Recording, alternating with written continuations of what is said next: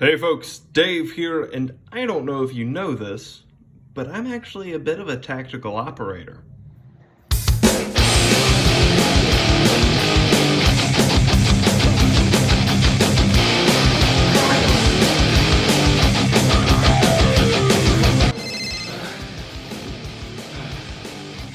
Yes, sir, Mr. Johnson.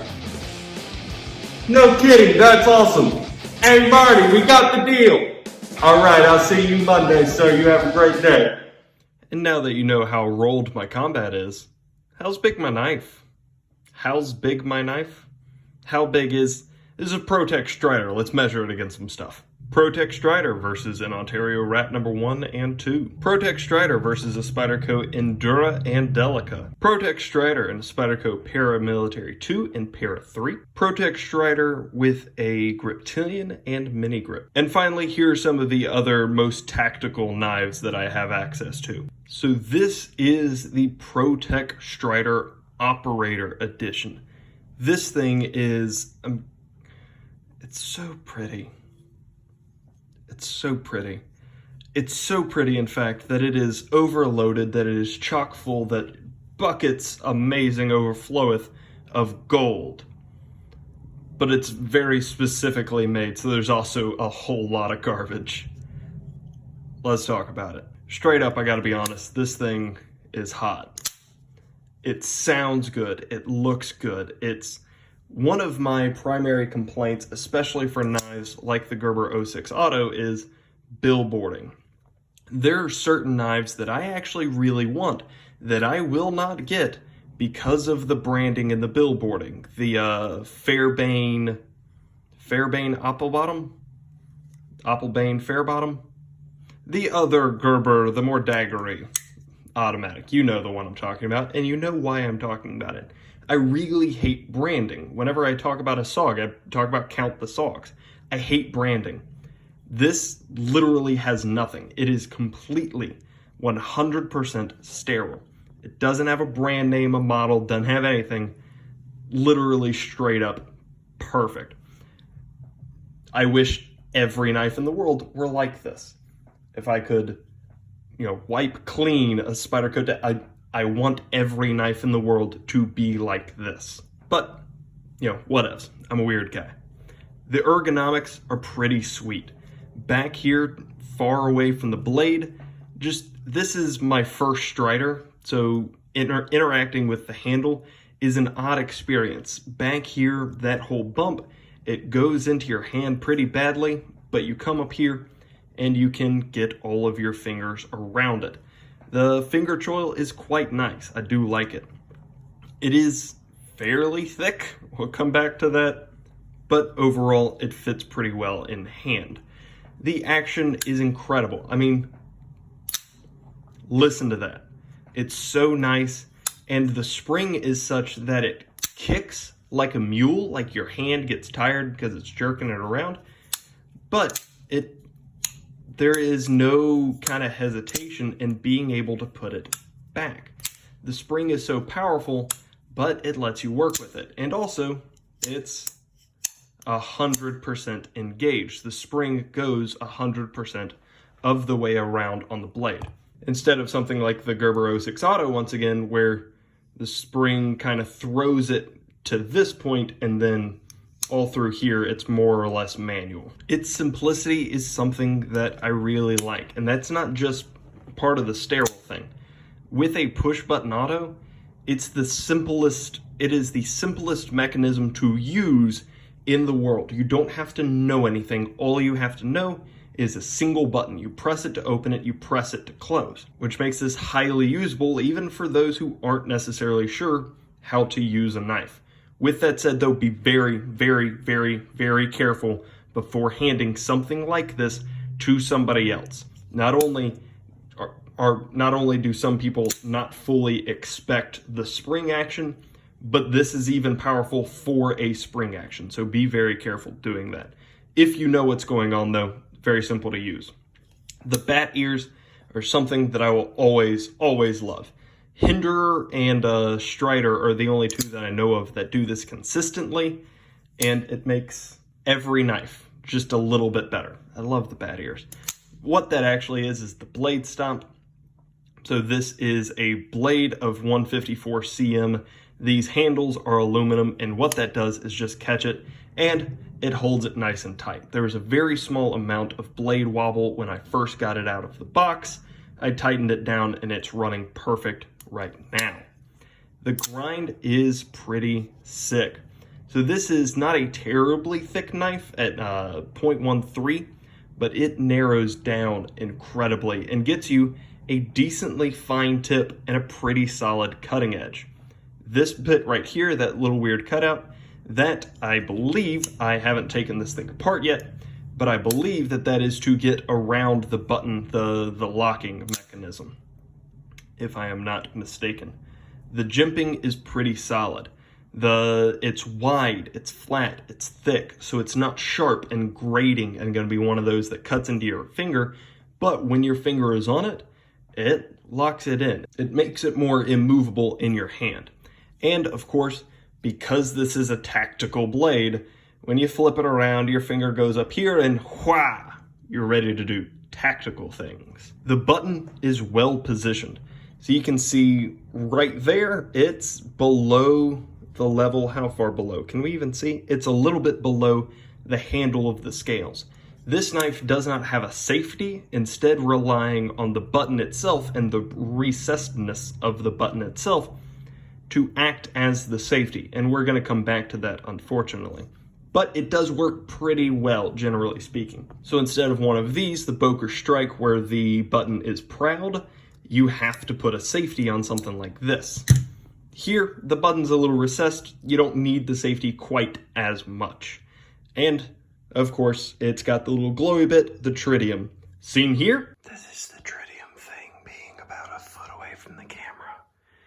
You can see that it's not very powerful. Sleep well. The concept, as the goldest gold of this all, the concept is just amazing. This is the first ProTech that I've ever played with, this is the first Strider that I've ever played with, and this is the first operator that I've ever played with. ProTech at the moment is going through, I think they've done this and the SBR7. I'm not super familiar with ProTech's lineup, but they are going through and doing the operator treatment. Full blackout, full sterile, the tritium insert to every knife in their lineup.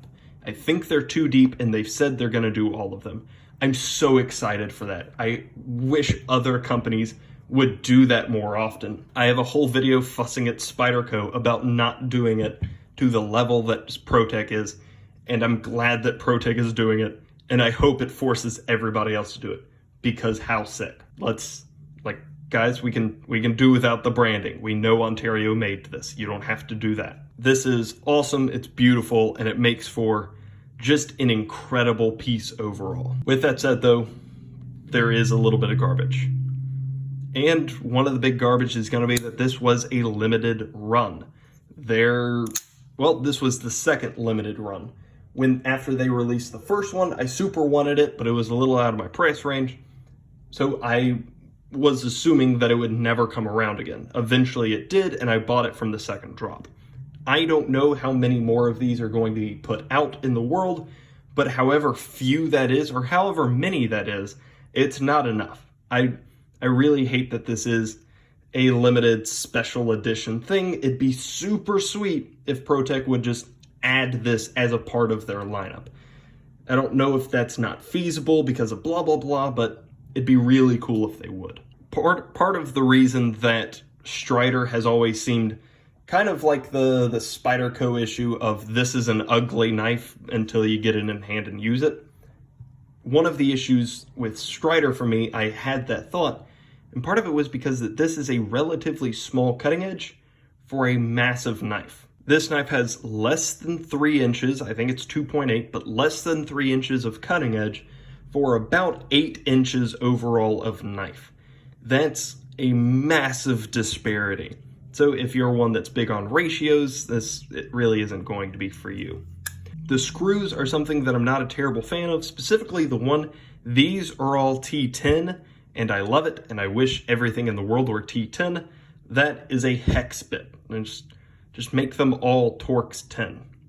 Come on, guys. The pocket clip is not terribly deep. That's a whole lot of material that's sticking out. But more importantly than that is this is a black chalky aluminum. So if you're not, if you don't like black chalky aluminum, this is going to be a whole lot of it. It's well chamfered on the sides though. But back here specifically, that means that when you put it in and out of your pocket, it will squeak terribly. Like, it hurts. It's one of those sounds like rubbing styrofoam against each other that just humanity was not supposed to hear. That's what this feels like. So you can see some of the scuffing around the sides, how my pocket has been slowly wearing away at the coating over time. I wish it would wear faster, but this knife is too nice and fancy for me to justify like taking sandpaper to it or something like that. So until then, the squeak will remain until I finally am able to kill it. Just heads up, it takes a really, really long time to kill that squeak. One of the other big issues for me is going to be back here at this button. I said that it's nice that it's a little recessed. However, the fact of the matter is that it is not recessed nearly enough. While filming the intro to this video, while doing all of the combat rolls, somehow in the course of things, this thing was triggered and open in my pocket. I, of course, didn't know about it until I reached my hand in there to fish it out afterwards, and cut my hand and my pocket both pretty good. I wish that this button were more recessed, or having a Benchmade barrage style spine safety, something to that effect, something where you would be able to lock this and it can't open. Or this button more recessed so it's more unlikely, so it is less likely to open. Either one of those I would prefer, but I've carried this quite a bit and it hasn't happened in normal life. It hasn't happened sitting on it, walking around, anything like that, leaning against a wall. It's only in the strenuous circumstances that it happens. However, this is an operator knife, so it's supposed to be in the strenuous circumstances. Feels like a little bit of a mismeasure there. And finally, is the price. This thing is freaking expensive. It's $280. So, I am not in a position to place a value proposition on that. Judge for yourself. It's 154 cm blade, it's aluminum handles, it's solid materials. What you're paying for is the ProTech name and everything that comes along with that, as well as the limited edition of it being all pretty and black. So if that's worth it to you, just a heads up, that's what it costs. That's what it's worth to them, at the very least. At the end of it, I have no reason to own this. I have no use for this knife. Nothing that can't be done by any other particular thing. But this is one of my favorites. This is one of my favorite things. It's unfortunate that I have to be careful about where I carry this, because not everybody in my personal life would appreciate that, especially not as murdered out as it presently is. But this knife's good. It's really good. I like the weight. It feels good in hand. It feels good to use. And that's really all that matters. If it's worth it to you, it'll probably be really good for you. If they ever make another drop. So, I don't know. Folks, if you have any questions, comments, concerns, or suggestions, let me know down below. And other than that, y'all have a great day. Bye.